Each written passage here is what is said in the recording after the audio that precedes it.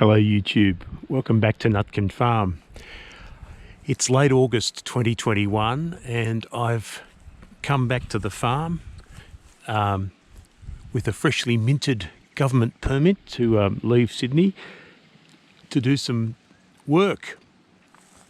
And having had a look around the trees, I can say now fairly firmly that they are in full bloom. Not sure what this particular tree is, but there is bloom literally right through the tree, and it basically repeats itself all the way down every row. I'm in block 1 at the moment, but even in the old blocks we've got flower on, the likes of which I've never seen before. It's heavy, it's, you know, this is in a block that actually performed well last year, but nothing like this. This is almost like the tree thinks it's a wattle tree or a Christmas tree or something. There is just bloom everywhere. So it's feeling like a good season. I mean, bumper crops don't always result from bumper flowering, but they don't result without bumper flowering. You actually need a good bit of flower. Statistically, the trees only set 1 to 2% of the flowers as nuts, but even at 1 to 2%, you can see what I mean. There is potentially a good crop happening. Now, if there is a good season, I'm going to give a fair share of the credit to my agronomist.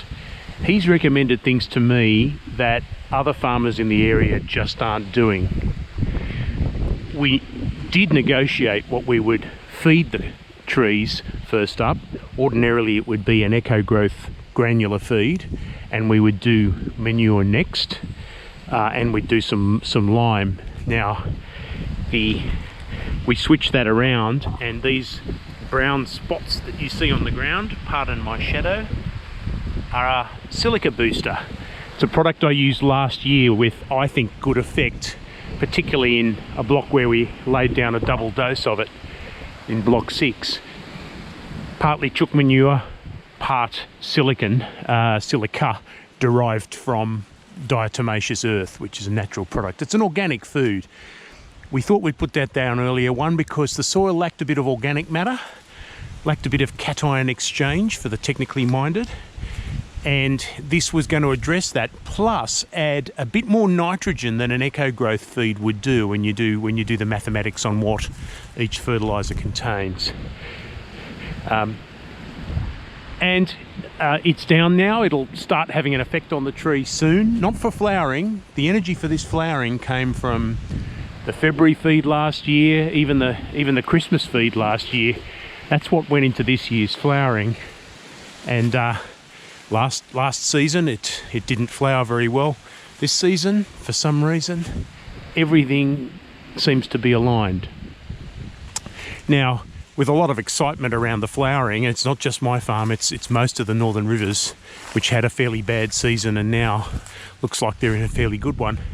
You'd think there'd be a rush on for people like me who use contractors. You think there'd be a rush on for all sorts of farm services. And it's often been said that, you know, getting a contractor when you want them is tough.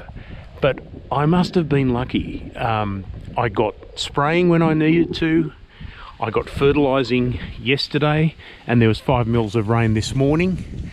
So we actually got, got some of this fertiliser rained in, and some of the lime Oscal we used this year at 400 kilos a hectare to try and boost the pH of the older blocks.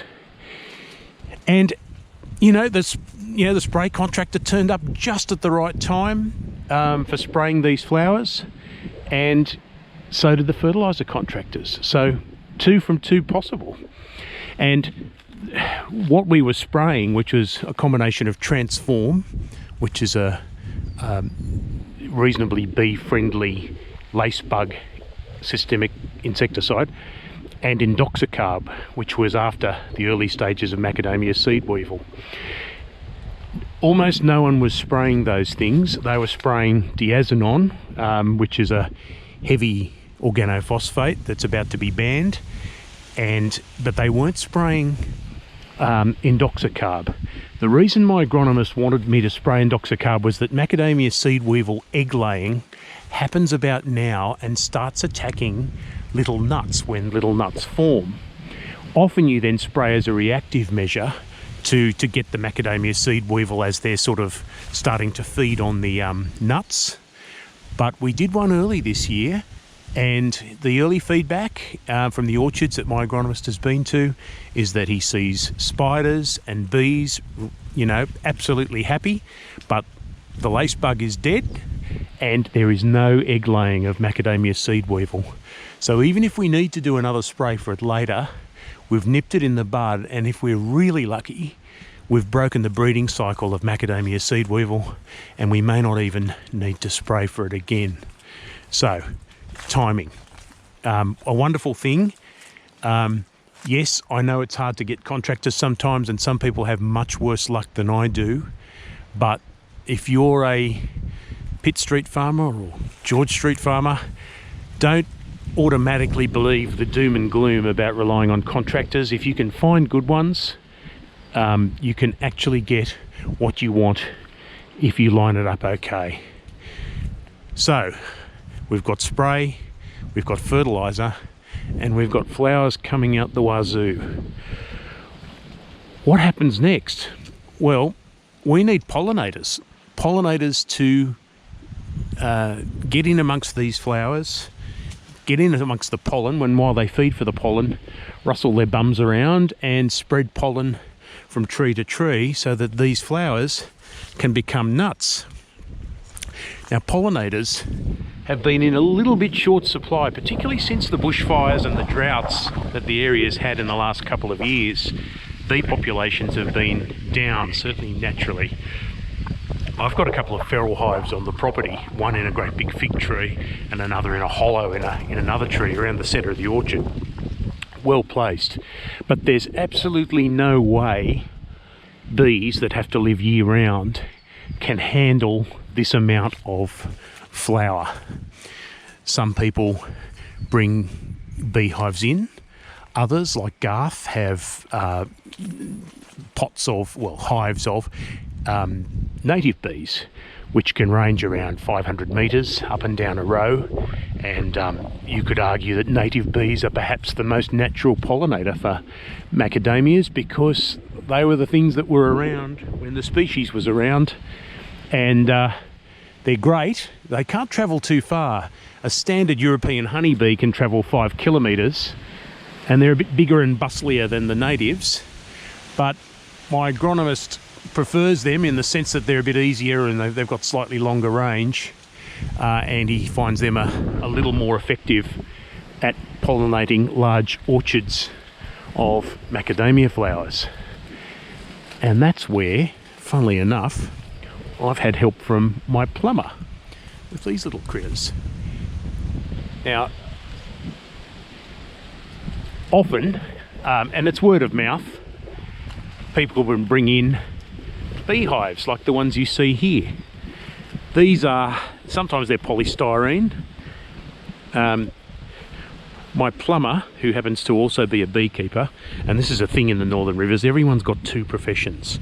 My plumber is a beekeeper, my mechanic is a cattle farmer, my builder is a macadamia farmer, so we trade goss while he does building work for me. But doing a plumbing job, he happened to mention, my plumber, that he had bees, and I said, well, do you think they'd be hungry in spring? And he says, oh, maybe. And here it is. I'm getting reasonably close to the hives. I'm not getting stung yet, but you can see them, hopefully, if you've got a big enough screen, coming in and out of the hives at a rate of knots. Probably not at their most active because it's about 4 p.m. and the temperature's starting to drop and there's certainly a lot of wind, but they're put under a bit of shade under this little structure here, and they're very, very happy. That's probably what's needed to pollinate a crop this size, and There've been some posts in the private Facebook channel of the Australian Macadamia Society, people putting a call out, does anyone know people with bees? So if you're on the Northern Rivers and watching this video, there is a call out. People are keen for pollinators. We want some of this crop pollinated. We want to boost that 1 to 2% nut set to something like 3% if we can, because when you've got this much flower, and you can see it for yourself, 1% means a hell of a lot. So it's a fun time of year, it's an exciting time of year, particularly when the season is good. Certainly a lot less depressing than last year when we just didn't have either the flowers or the bees pollinating them. I've said to my plumber as well, bees like a varied diet. They don't always get sent out by their bee masters to eat one thing. And I said, well, look, we've got some clover here as well, if they're interested.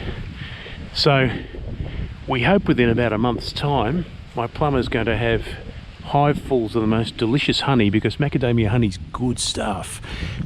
And I'll get some pollination and maybe 1 or 2 jars of honey. Pete, if you're watching, I have hungry relatives.